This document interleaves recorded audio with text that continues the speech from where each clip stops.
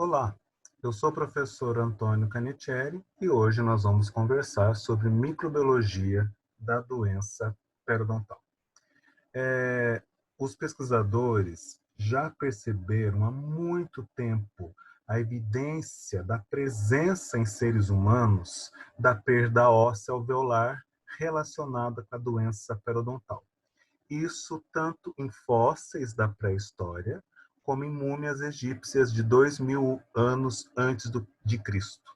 Mas a doença periodontal, ela só foi comprovada que ela é uma doença infecciosa, ou seja, provocada, causada por micro-organismos no século XX.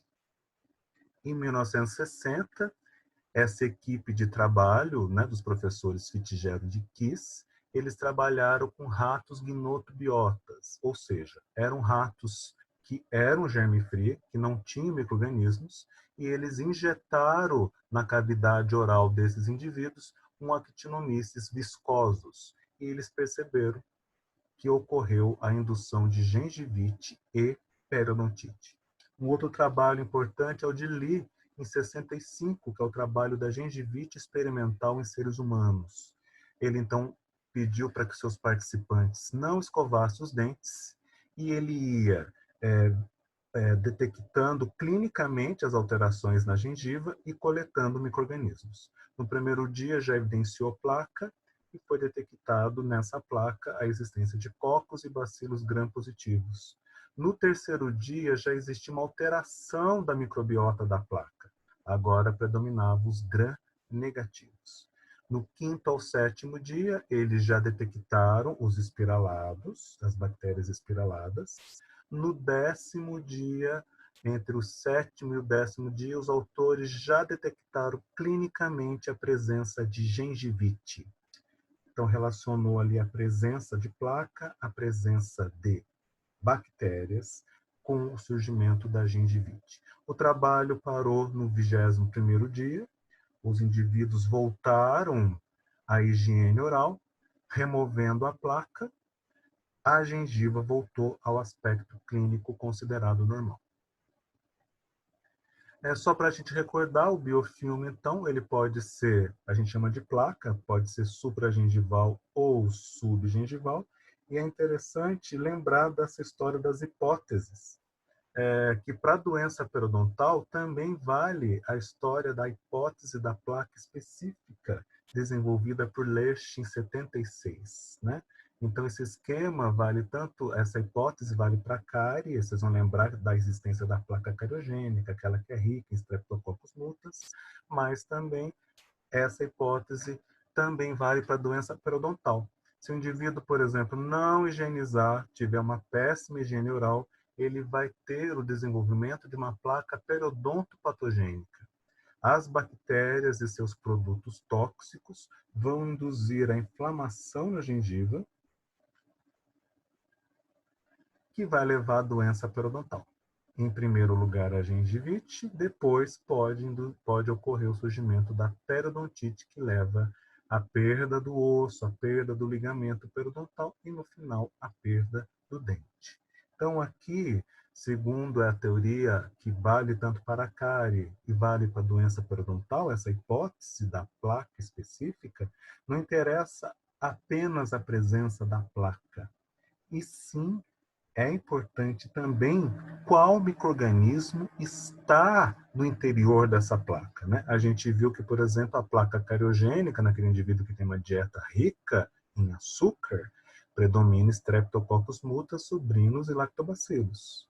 Na gengivite, a gente vai ver, além do Streptococcus sanguinis, o Actinomyces, aí começam a surgir bactérias diferentes, Peptostreptococcus micros, Prevotella intermédia, Fusobacterium nucleatum, Haemophilus, Campylobacter, Treponema.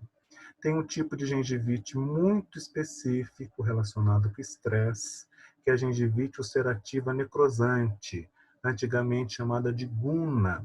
Ela é uma associação de duas bactérias que vão induzir esse quadro clínico, é a Prevotella intermédia e o Treponema. Quando a gente fala em periodontite, que a placa é subgengival, surgem também outras bactérias, não é que surgem, né? Elas aumentam em número, e aí elas contribuem para o processo de doença.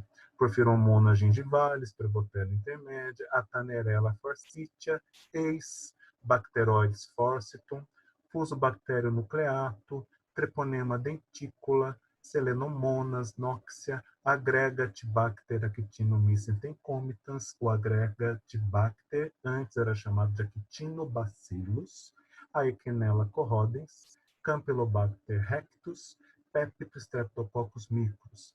Existe um tipo de periodontite que é chamada agressiva, que está comprovado, inclusive no Brasil, a presença de um tipo específico do AA, né? Do Agregatibacter actinomyces concomitans. Vamos começar então a falar mais uma vez sobre o biofilmes, mas o biofilme voltado para essa placa subgengival. Por que é interessante as bactérias viverem em comunidade no biofilme? Porque elas se protegem contra os antimicrobianos, contra, por exemplo, a composição dos antissépticos, né? Então, dentro da placa, aquele antisséptico não chega a atingir, por exemplo, a bactéria que está lá escondida dentro da placa, e a bactéria também está protegida contra os componentes, está protegida dos componentes do sistema imune, os neutrófilos, complemento, anticorpos. É interessante também porque é mais fácil para essa bactéria que está no biofilme obter comida, obter nutrientes. A placa supragengival, os nutrientes vêm da saliva. A placa subgengival, os nutrientes virão do exudato inflamatório, que vai vir pelo suco gengival, que se aprofundar a mais de 3 milímetros, já é bolsa periodontal. A alimentação cruzada, o que é isso? É que, às vezes, o que não serve, né? Imagina uma bactéria, né? Ela pode produzir uma substância que para ela não serve mais para nada. Mas essa substância pode servir de alimento para uma outra bactéria. Então, as bactérias vivendo em comunidade, elas podem fazer isso. O que não serve para uma vai ser alimento para outra. Outra coisa interessante que o biofilme ele tem canais onde circulam águas, é como se fosse uma tubulação, e tem também como se fosse um sistema de esgoto. Tudo que é tóxico e que faria mal para as bactérias é jogado nesses canais, que eu estou chamando de sistema de esgoto, e é jogado, é eliminado da placa. Uma outra coisa interessante é que os pesquisadores perceberam que as bactérias que vivem na placa, elas se tornam mais resistentes, provavelmente é despertado nela alguns genes, aos antimicrobianos que as espécies, a mesma espécie, quando essa espécie é livre, ou seja, quando ela não está dentro de uma placa, fazendo parte do biofilme.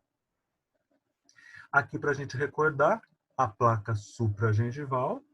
Lembrem que inicia-se ali com as bactérias pioneiras, basicamente são os estreptococos, nós já estudamos na aula de cárie, eles começam a se aderir à película adquirida e depois vai aumentando a quantidade de bactérias no biofilme, porque uma que chega depois, a pioneira, a colonizadora tardia, ela vai se ligando àquelas bactérias que já estão fazendo parte do biofilme. Ela tem adesina para aquelas bactérias que já estão no biofilme. É a fase, então, da acumulação que existe através do processo de coagregação bacteriana. Então, é exatamente isso que nós já conversamos, né? Tem aqui a película adquirida, representada por esses triângulos. As primeiras bactérias que vão se ligar à película, elas têm adesinas para o componente da película, como Streptococcus sanguinis, Streptococcus gordoni.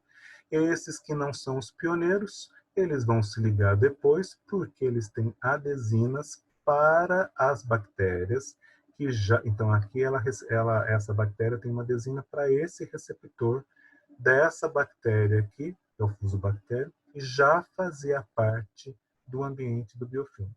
Então aqui esse biofilme vai aumentando cada vez mais em espessura, lógico, tem um limite, e vai aumentando também em quantidade e variabilidade de espécies bacterianas. Aqui nós temos o esquema de uma placa supragengival de uma semana. Então, aqui está a superfície do dente. E aqui vocês têm todos esses micro-organismos que formam estruturas até que lembram prédios, né? Uma placa madura. Aqui só para destacar aquele tipo de coagregação chamado espiga de milho, onde tem no interior, na região mais interna, tem lá um bacilo fusiforme e ele na superfície é revestido por cocos. Então aqui é o corte transversal, aqui é o corte longitudinal. Aqui seria como se fosse o esquema das adesinas dos cocos se ligando a essa bactéria, esse bacilo que está no interior desse tipo de agregação. Aqui, de uma maneira geral, nós vamos começar a falar dessa placa subgengival e, como falei para vocês, vai ter a predominância de gram-negativos, bacilos gram-negativos, tem cocos também, e aqui os nutrientes para esses micro-organismos virão pelo sulco gengival, pela bolsa periodontal, que é o exudato inflamatório. Na verdade, esse exudato inflamatório ele é derivado do plasma sanguíneo. Então, essa placa supragengival, ainda falando da placa supragengival, entre as bactérias existe a famosa matriz intermicrobiana, que nós já vimos que pode ser os levanos, os glucanos, mas os autores também detectaram algumas vesículas entre as bactérias, que seriam o LPS, o lipopolissacarídeo das bactérias gram-negativas. Agora, em relação à placa subgengival. Ela é semelhante à placa supragengival, ela seria uma continuação da placa supragengival, então essa placa supragengival não foi removida, então ela se estende apicalmente, né? E ela pode estar unida com a supragengival ou não. Aqui na foto do livro do professor Linde, aqui a gente tem o epitélio do sulco e aqui aderido ao dente a placa subgengival, no interior ali do espaço do sulco gengival ou da futura bolsa periodontal. Então aqui nós temos as células, o epitélio do sulco gengival, e isso daqui é a placa subgengival. Aqui o dente, nesse outro esquema, o dente, aqui a placa subgengival, e perceba que os neutrófilos atacando aqui a superfície da placa subgengival. Então, nós temos resposta imune contra a placa subgengival. Tá? A única coisa é que essa placa agora, para ela se formar, não vai ter película adquirida, porque a película adquirida quem forma é a saliva. Vai existir uma película semelhante à película adquirida. Vai ter um filme semelhante à película adquirida, que os autores chamam de cutícula. Então, isso ocorreria, essa formação dessa cutícula, na superfície da raiz. Segundo os autores, seriam restos da membrana do epitélio juncional. Aí essas bactérias, elas vão se aderir a essa cutícula e vão começar a formar a placa subgengival. Ela é composta por cocos e bacilos gram positivos e negativos e por bacilos filamentosos. Lá no fundo do sulco gengival, na porção mais apical dessa placa, começam a existir as espiroquetas, que são as bactérias espiraladas. É uma coisa interessante que, lembre que eu falei para vocês, aquele sulco gengival, se ele aprofundar além de 3 milímetros, nós vamos ter a bolsa periodontal, né? Então, aqui nós vamos ter, nesse momento, quando forma a bolsa com 4, 5, 6 milímetros, provavelmente já é cemento, mas pode ter ali esmalte daquela junção da coroa com a raiz, né? Aqui no cemento, vocês vão ver que o cemento vai ter cemento da raiz, vai ter áreas de reabsorção. Então, os micro-organismos, o material da placa subgengival pode invadir esses túbulos dentinários, ficam ali ficando bastante aderidos, né? Nessa placa vai predominar bactérias filamentosas, cocos, bacilos, a gente vai ver que tem bastante bacilo negativo, e lá na porção mais apical da bolsa, a presença das espiroquetas, aqui nessa foto do livro de periodontia do professor Linde. Agora surge uma novidade. Essa placa subgengival que eu falei antes é a placa associada ao dente. Se você imaginar a bolsa periodontal, de um lado tem dente, do outro lado tem o epitélio da bolsa, o epitélio da gengiva voltado para a bolsa. Vai existir uma placa subgengival associada ao epitélio da bolsa. Então, aqui seria a raiz do dente. Nessa área estaria a placa subgengival associada à raiz. Aqui é a gengiva. Essa seria a placa que está aderida. Na verdade, essa aderência não é tão verdadeira, é uma aderência frouxa, mas tem bactéria ligada ao epitélio, e esse epitélio agora é chamado de epitélio da bolsa periodontal. Aqui seria o fundo da bolsa, que, como a gente viu, é rico em espiroqueta. Vocês vão ver também que vai existir entre essas duas placas, a placa subgengival associada ao dente e a placa subgengival associada ao epitélio, vai existir aqui bactérias soltas no interior da bolsa, como se aqui fosse uma piscina e essas bactérias estão vivendo nesse ambiente. Tá? Essas bactérias que se ligam ao epitélio da bolsa são normalmente cocos e bacilos gram-negativos, as espiroquetas, como eu já disse, elas estão mais na região apical, e bactérias flageladas significa que elas têm flagelos, então elas podem até se locomover. Então, de maneira geral, essa placa subgengival ela pode estar aderida ao dente, à raiz do dente, dentro do espaço lá da bolsa periodontal. A gente viu que ela é semelhante à supragengival. Tem também placa aderida à bolsa, ao epitélio da bolsa periodontal, e entre essas placas existe lá um ambiente rico em exudato inflamatório gengival, onde algumas bactérias podem ficar ali móveis, circulando naquele ambiente. Vamos falar agora sobre o cálculo dental, popularmente chamado de tártaro. O tártaro, o cálculo, ele pode ser supragengival ou subgengival. De maneira geral, é quando a placa bacteriana está mineralizada. Só que tem uma coisa, o tártaro, o cálculo, é a placa mineralizada. Então, está bem aderido ao dente. Mas sobre o cálculo tem placa, tem biofilme viável, ou seja, não mineralizado. Tá? O cálculo supragengival, normalmente ele tem uma cor branco amarelado. O cálcio que vai provocar a mineralização desse cálculo é proveniente da saliva, e ele tem essa mineralização em focos. Então, aqui nesse esquema do Linde, aqui é o dente, aqui seria a placa, esse escuro mais claro. Veja que essas áreas mais escuras é a mineralização.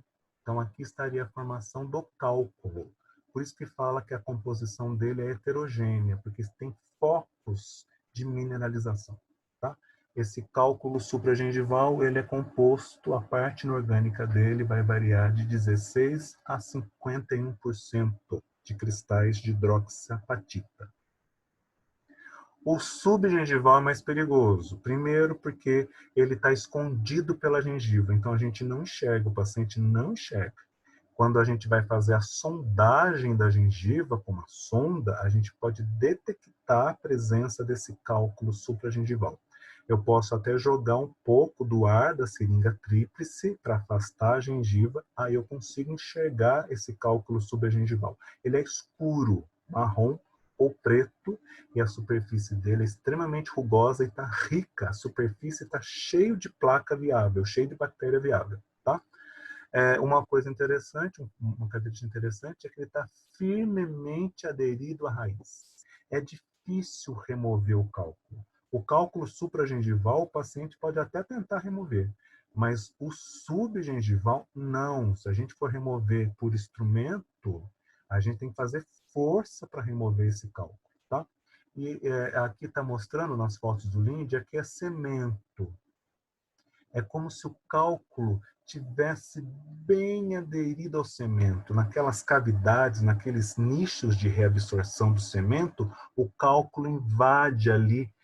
Então, é quase que ele faz parte do cemento. Então, a remoção desse cálculo é uma remoção difícil, trabalhosa. Aqui já é dentina, aqui é dentina, quando tiver dentina exposta na raiz. Olha aqui, então, o cálculo parece como se ele fizesse parte, né? Parece que é uma coisa só, está muito aderido à dentina, tanto a dentina como o cimento. Aqui seria o interior do cálculo. Esses espaços aqui circulares, né, seriam as bactérias mortas, aqui sofreu mineralização. As bactérias sofreram mineralização. Então, dentro do cálculo, as bactérias estão mortas, mas na superfície ele não é mineralizado. Tem bactéria viva, tem bactéria viável, tá? Como o cálculo é subgengival, essa mineralização, o cálcio que vai mineralizar esse cálculo, ele é proveniente do exudato inflamatório. Tá?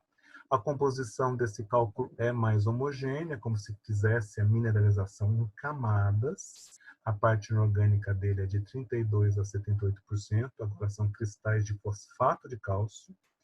E é uma coisa importante, é que o cálculo, ele não é a causa principal da periodontite. Ele amplifica os efeitos da placa subgengival, mas ele não é o causador. O causador da doença periodontal é a presença das bactérias e dos seus produtos tóxicos que vão levar a uma inflamação no tecido gengival, ao tecido periodontal. Mas o cálculo em si, ele não é o responsável, mas ele ajuda no processo, ele amplifica o efeito da placa. Por quê? Você imagina que entre o dente e a gengiva tem um espaço. O cálculo, quando tiver cálculo, ele quase que preenche esse espaço. Então, ele coloca as bactérias diretamente em contato com o epitélio da gengiva. Então, fica muito mais fácil dessas bactérias liberarem os seus produtos tóxicos, e esses produtos tóxicos chegam na gengiva e provocam todo o processo inflamatório. Ok? Agora nós vamos chegar num trabalho interessantíssimo de Sokransky, desenvolvido em 1998. Eu vou dar uma pausa nessa primeira parte da aula e vamos começar aqui uma segunda parte da aula.